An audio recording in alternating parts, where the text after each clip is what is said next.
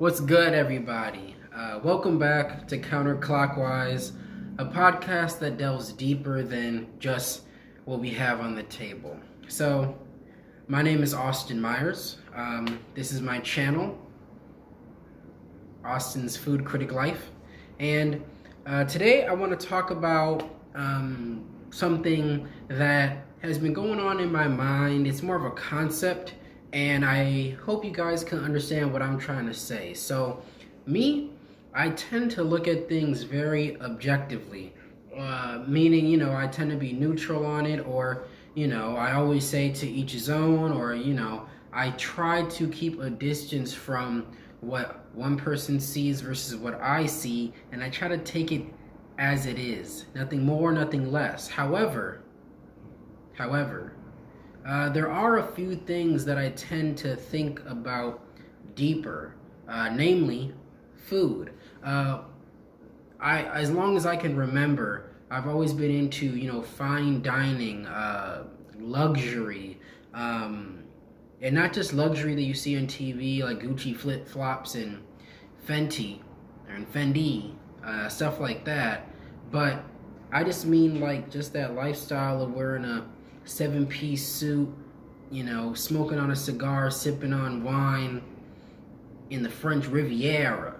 You know what I mean? Like it was the energy that it gave off as well. And when it came to food, I always wanted to go deeper into I'm literally just eating it because I'm hungry. And that's how I got into more fine cuisine, higher quality foods and products as time went on.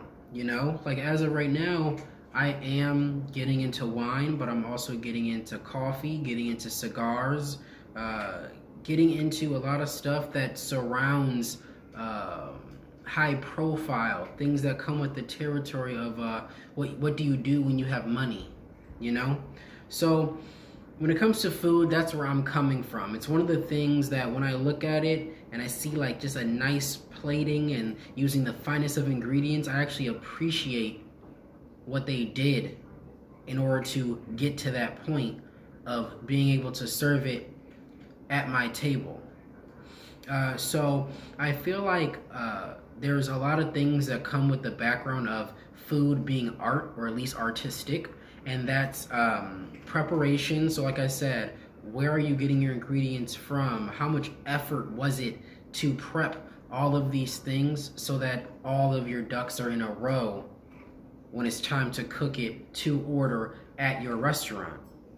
And then going into cooking, when it comes to cooking, what did you do to make it taste how it tastes? What did you do to make it so tender? What did you do to make it taste so juicy? I care about all those things, and I feel like cooking within itself is an art. And then lastly, presentation. So plating has a lot to do with an individual's creativity, especially when they have creative freedom wherever they're working. And I feel like by appreciating their plating and you see the intricacies on the plate, that actually reflects as to what kind of person they are, what they see as important, what they want you to see, things like that. And if you can have anything that expresses an individual's creativity, that is art by definition in any avenue: music, painting, singing, anything. So I just feel like those are the main factors that result in food being art. And look, food without context is not art at all. It's only sustenance, and you eat it when you're hungry.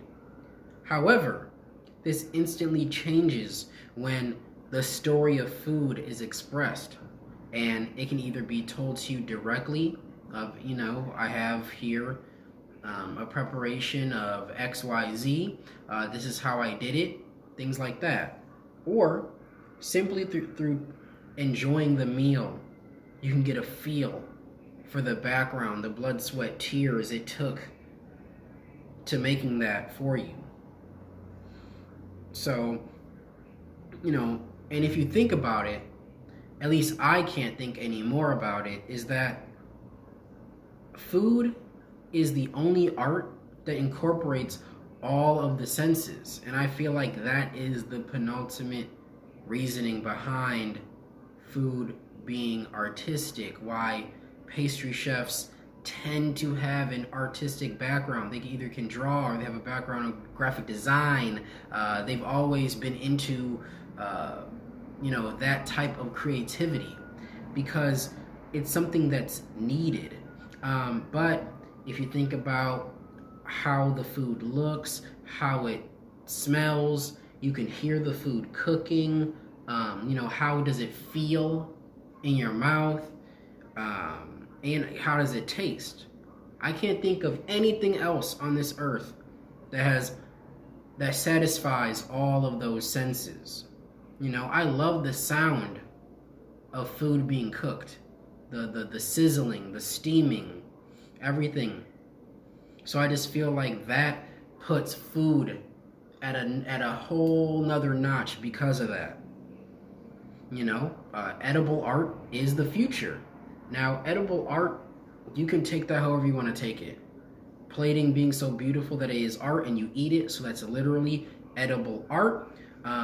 All the way to, edible arrangements where they're literally cut into different shapes and designs and other items, but it's fruit, so you can eat it. I mean, at the end of the day, it's all up to current chefs and future chefs to define what that means. And I feel like that's what's so powerful about food, especially if you're passionate about it. By becoming better and better at food, being able to explain where something comes from and just having a better understanding of cuisine as a whole, it's able to communicate with everyone. You don't have to speak a single word and offer someone a dinner plate. And if it's good, you guys connected in some way. And by bringing people together, I feel that is an art form in itself. You can't force that stuff.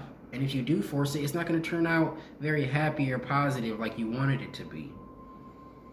So, just remember, we don't only need food, but we want it as well.